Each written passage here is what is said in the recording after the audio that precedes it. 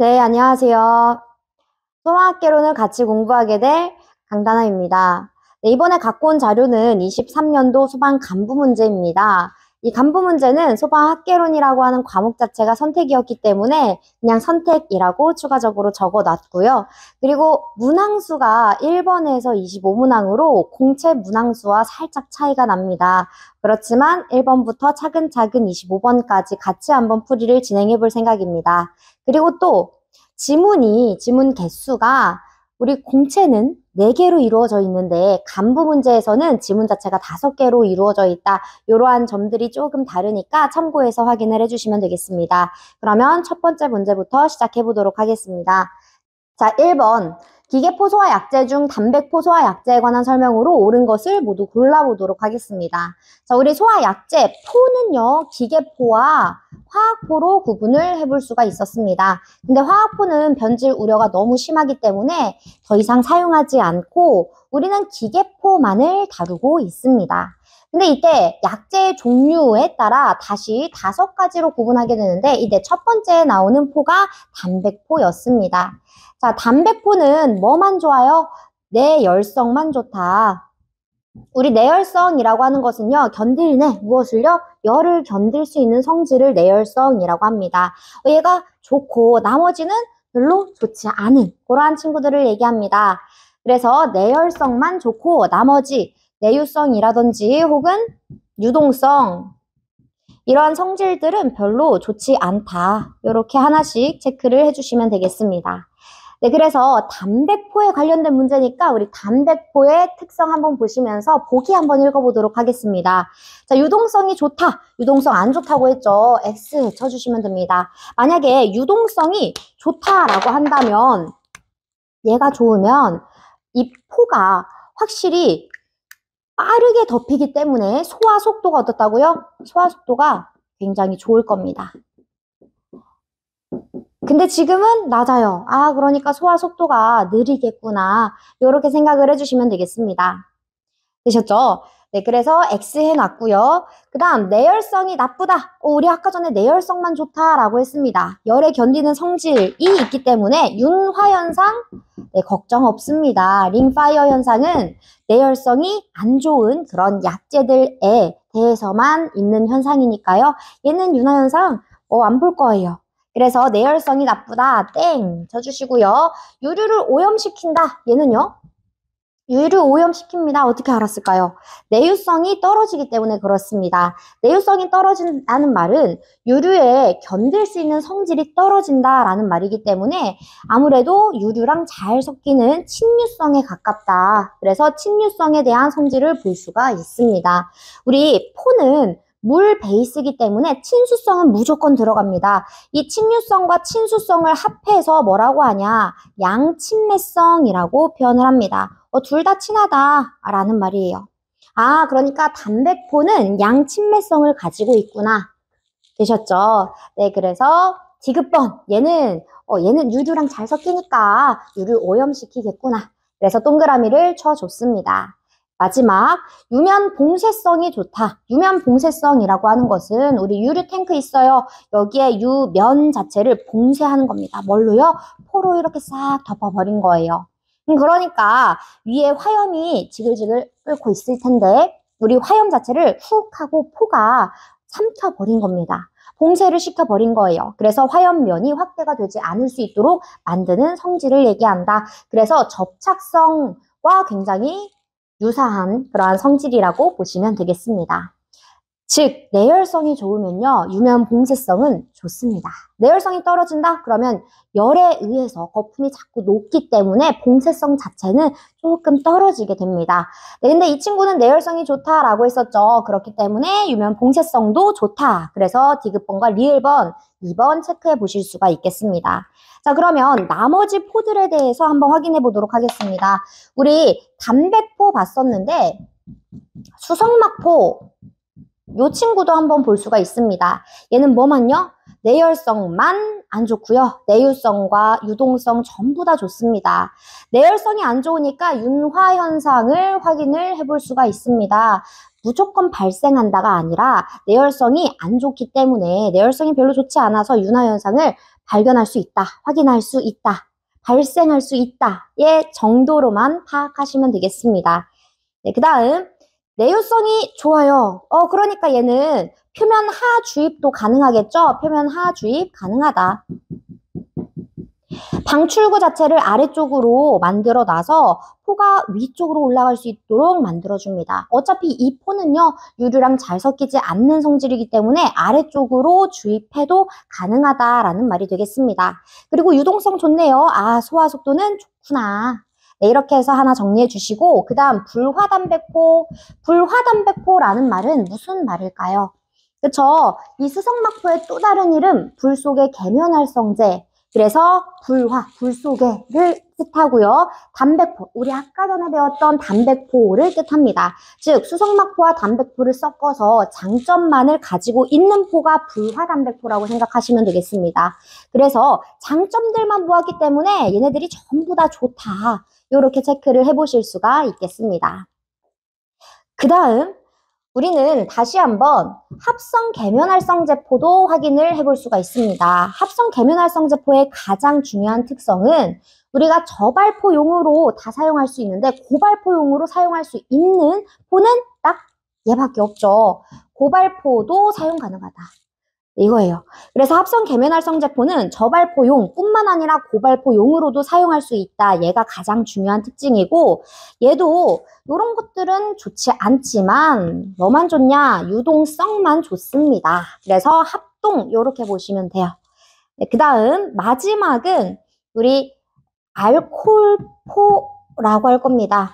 알코올포는 그냥 수용성 액체 화재에 적응성이 있는 포소화 약제이고 알코올 화재에 써요 라고 해서 알코올포라고 부르고 있습니다. 또는 알코올 성질에 견딜 수 있다. 그래서 내알코올포라고도 부르고 있습니다. 이렇게 5가지 한 번씩 쭉 정리를 해보시면서 마무리 지으시면 되겠습니다. 네, 이제 두 번째 문제는 위험물 안전관리법 시행령상 자연발화성, 금수성, 물질 중 지정 수량이 다른 것을 물어보고 있습니다. 자, 이 문제에서는요, 자연발화성 및 금수성 물질, 삼류 위험물이구나. 삼류 위험물 중에서의 지정 수량을 물어보고 있는데, 보통은 1류, 2류, 3류, 4류, 6류까지 그냥 전체적인 위험물에서 지정 수량이 가장 큰 것은, 가장 작은 것은 이렇게 문제가 나올 겁니다. 네, 그래서 2번은 조금 용이한 문제였다라고 생각해 주시면 되겠습니다. 먼저 3류는요. 자연발화성 성질을 가진 애들도 있고요. 금수성 성질을 가진 친구들도 있고 그리고 둘 다 가진 친구들도 있습니다. 이때 첫 번째 황리는 자연발화성 성질만 가진 유일한 위험물이라고 생각해 주시면 되겠습니다. 황리만 지정수량 몇이에요? 얘만 지정수량 20kg, 나머지 칼나 알랄은 10kg. 그래서 나머지는요, 자연발화성 성질도 가지고 있고, 금수성 성질도 가지고 있는 아주 위험한 위험물들이고, 황리는 자연발화성만 가지고 있는 위험물이다. 우리 황린의 자연발화점 알고 계실까요? 네, 자연발화점은 34도씨로서 상온에 뒀을 때 자연발화의 우려가 있는 그런 위험한 위험물이라고 생각하시면 되겠습니다. 이러한 자연발화성 성질 때문에 우리는 물 안에다가 보관을 하는데 이때 pH 9 정도 되는 물 속에다가 보관한다라고 생각해 주시면 됩니다. 즉 보관액은 물이 되는 것이고요. 그래서 저수조 안에다가 보관해요 라고 했을 때 맞는 지문이 되는 겁니다. 자, 물 안에다가 보관해야 되는 위험물은 2가지가 있는데 첫 번째 황린, 그쵸? 왜요? 자연발화성 성질 때문에. 두 번째는 뭘까요? 두 번째는 이황화탄소가 있겠습니다. 자, 이황화탄소는 사류 위험물입니다. 사류 위험물 우리 성상 어떻게 돼요? 인화성 액체라고 하죠. 그래서 유류를 생각하시면 되는데 이 인화성 액체 중에서도 가장 위험한 특수 인화물에 속합니다. 그렇기 때문에 인화점이 너무 낮아서 가연성 혼합기의 생성을 억제하기 위해서 물 안에다가 보관하는 위험물이라고 생각해 주시면 되겠습니다. 네, 그리고 나머지 칼륨, 나트륨 이런 애들은요. 전부 다 우리가 등유, 경유 이러한 석유류에다가 보관을 한다라고 생각을 해주시면 되겠습니다. 네, 이렇게 해서 보호액까지 모두 확인을 해봤고 그렇기 때문에 정답 1번이다 체크하시고 넘어가시면 되겠습니다. 이제 세 번째 문제 가보도록 하겠습니다. 목조 건축물 화재 진행 과정에 관한 설명 중 보기의 내용에 해당하는 것은 우리 먼저 목조에 대한 화재 성상을 볼 수가 있었고요. 그리고 내화 건축물, 내화 구조에 대한 화재 성상을 나눠서 볼 수가 있었습니다. 그래서 같이 비교를 하면서 확인을 해주셔야 됩니다. 먼저 목조에 대한 화재 성상 단계별로 한번 나눠서 확인해 보도록 하겠습니다. 어떠한 원인에 의해서부터 화재가 시작이 되고 그리고 무조건 무염 들어갑니다. 그리고 유염, 지금 지문에서는 발염이라고 나왔는데 유염, 발염 똑같습니다. 그리고 실질적으로 건축물에 출화가 되는 시기, 여기에서는 발화라고 나왔는데 뭐하고 똑같다고요? 출화, 화재가 시작하는 단계다. 그래서 출화, 요 단계와 똑같은 단계라고 보시면 되겠습니다. 이 출화 과정에서는요, 옥내 출화도 있을 거고 옥외 출화도 있을 겁니다. 그래서 출화를 두 가지로 다시 한번 나뉘게 되는데 이러한 출화를 거치고 나면 바로 최성기에 도달하게 되는 겁니다. 즉 성장기가 없다. 중요한 키포인트가 되겠습니다. 성장기가 없어서 우리가 조금 더 사람들의 피난 시간을 더 많이 확보하기 위해 목조가 아니라 내화 건축물로 요새는 건축물을 짓는 거구나 까지 연상해 주시면 되겠습니다. 자, 마지막은 연소 낙하와 그리고 종기. 그래서 순서대로 원인, 무염, 발염, 발화, 최성기, 연소 낙하, 종기. 요렇게까지 쭉 한번 훑어주시면 되겠습니다. 자, 여기서 보기 먼저 가보도록 하겠습니다. 연계색이 백색에서 흑색으로 변하며 계구부가 파괴되어 공기가 공급되면서 급격한 연소가 이루어져 연기가 계구부로 분출하게 된다. 자, 지금은 연계 색상이 백색에서 초기에서 흑색으로 성장기로, 근데 성장기 있다 없다? 없다. 그래서 바로 최성기인 4번을 체크해 주시면 되겠습니다. 그리고 공기가 공급되면서 급격하게 연소가 이루어진다. 우리 어떠한 지배형 화재로서 볼 수 있는 특성이에요. 환기 지배형 화재일 때 공기가 공급되면서 엄청나게 이 연소 속도가 빨라지는 단계를 얘기를 하는 거죠. 네, 그래서 그러한 특성을 볼 수가 있었습니다. 물론 목조 건축물이 환기 지배형 화재의 특성을 나타낸다라고 보기에는 조금 불명확하고요. 목조 건축물은 보통 어떤 지배형이에요? 연료 지배형이죠. 왜냐, 환기가 잘 되기 때문에 그렇습니다. 근데 지금 요 문구만 딱 봤을 때 공기 공급으로 연소가 급격하게 확대됐다? 그럼 환기 지배형 화재일 때 볼 수 있는 그러한 현상이구나 라는 정도로만 확인해 주시고 넘기시면 됩니다. 네, 그래서 정답 자체는 4번으로 체크를 해주시면 되시고요. 이제 내화 건축물에 대한 화재 성상 가보도록 할게요. 자, 내화 건축물이다 그러면 첫 번째 초기 발화라고 표현을 할 거고요. 그 다음은 성장기라고 할 겁니다. 그리고요, 최성기 마지막 감쇠기 혹은 쇠퇴기 혹은 감퇴기 마지막 종기까지 이루어진다. 이렇게 보시면 되겠습니다. 보통 내화 건축물에 대한 화재 성상이라고 했을 때 그냥 구획실에 대한 화재 성상과 동일하게 보기 때문에 그냥 둘 다 똑같다라고 생각을 해주시면 되겠습니다. 4번 가보도록 하겠습니다. 분진 폭발에 영향을 미치는 인재에 관한 설명으로 옳지 않은 것은 우리 이전에 승진 시험에서도 나왔었습니다. 물론 이 분진 폭발에 관련된 문제들이 이전에도 많이 출제가 됐었지만 23년도에 승진 시험에서도 나왔고 간부 문제에서도 출제가 되었기 때문에 분진 폭발 제대로 잘 확인을 해주셔야 됩니다. 분진 폭발에 대한 문제가 나올 때에는 이렇게 영향을 미치는 인자로 옳은 것을 고르시오, 옳지 않은 것을 고르시오, 이러한 문제 유형으로도 출제가 될 수 있지만 이 승진 시험에서 나왔었던 것처럼 가스 폭발과 비교하는 문제들이 출제가 될 겁니다. 한번 참고해 주시고요. 1번부터 한번 확인해 보도록 하겠습니다. 분진의 발열량이 클수록 휘발 성분의 함유량이 많을수록 폭발하기 쉽다. 우리 지금 문장 자체가 두 개가 연달아 있는 것을 확인해 볼 수가 있습니다. 그래서 이렇게 했을 때 앞에 문장도 맞고 뒤에 문장도 맞아야지만 동그라미를 체크해 주셔야 됩니다. 분진의 발열량이 크다. 발생하는 열량 자체가 크면 클수록 온도는 높아지니까 당연히 더 폭발하기 쉬울 거고요. 함유량, 휘발 성분의 함유량, 우리 휘발 성분이 많이 있을수록 위로 휘발될 수 있는 성질이 더 많아지는 거죠. 그러니까 분진 폭발은 휘발되는 성분이 많으면 많을수록 더 폭발하기 쉽다. 그래서 동그라미 체크해 주시면 됩니다. 두 번째, 입자의 크기가 작고 밀도가 클수록 표면적이 크고 폭발이 용이해진다. 먼저 입자의 크기가 작고 입자의 크기는 작으면 작을수록 폭발하기 쉽죠. 우리 통나무가 연소가 되는 거하고 이 통나무를 깎아가지고 잘라가지고 이 나무 부스러기가 연소가 되는 경우를 같이 연상을 해주시면 편해요. 이 덩어리 상태보다는 가루 상태들이 훨씬 더 산소와 접하는 비표면적이 커지기 때문에 연소가 용이해질 겁니다. 폭발도 마찬가지예요. 크기가 작을수록 비표면적이 클수록 폭발이 용이해진다. 그래서 얘는 맞는데 밀도가 클수록 여기가 틀렸죠. 밀도라고 하는 것은요, 단위 최적당의 질량을 얘기합니다. 즉 빽빽한 정도를 얘기합니다. 빽빽한 정도는 많이 빽빽해요. 그러면 오히려 더 연소가 어려울 겁니다. 그래서 밀도는 작으면 작을수록 더 폭발하기 쉽다, 연소하기 쉽다라고 생각해 주시면 됩니다. 자, 그래서 2번 체크해 주시고요. 3번, 열 분해가 용이할수록 기체의 반응 속도가 빠를수록 폭발하기 쉽다. 열 분해가 용이할수록 가연성 혼합기, 이 과연성 혼합기가 훨씬 더 생성이 잘 될 거고요. 그리고 기체의 반응 속도가 빠르다. 아, 산소와 결합하는 속도가 엄청나게 빠른 거구나. 그래서 마찬가지로 산화 반응이 굉장히 빠르게 이루어지기 때문에 연소 빠르게 이루어진다. 즉, 폭발 빠르게 이루어진다. 네 번째, 알루미늄과 마그네슘 금속 분진의 경우에 분진 속 수분량이 증가하게 되면 폭발성이 증가하게 된다. 원래는요, 분진 폭발이다.